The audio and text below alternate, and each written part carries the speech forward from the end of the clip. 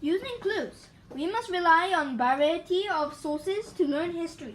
For information on the very first humans, we have fossil remains. A fossil is a part of imprint of something that was once alive. Bones and footprints preserved in rocks are examples of fossils.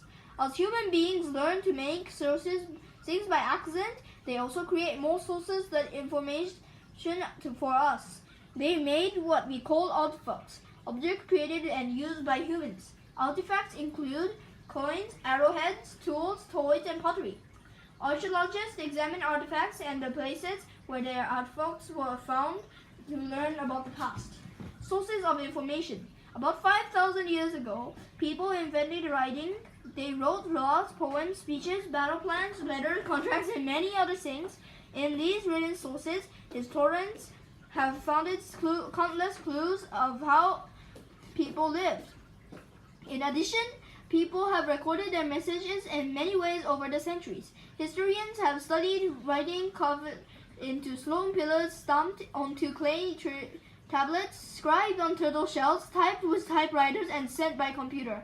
Historical sources are of two types: primary source in an account of an event created by someone who took part in or witnessed the event. Treaties, letters, diaries, laws, court documents, and royal commands are all primary sources. An audio or video recording of an event is also a primary source. A secondary source is information gathered by someone who did not take part in or witness an event. Example including history textbooks, journal articles, and encyclopedias. The textbook you are reading right now is a secondary source. The historians who wrote it did not take part of the events described. Instead, they gathered information about these events from different sources. Sources of change. Writers of secondary sources don't always agree about the past.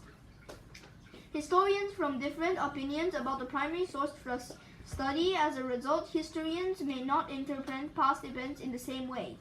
For example, one writer may say that the king was a brilliant military leader. Another may say that the king's armies only won their battles because they had better weapons than their enemies did.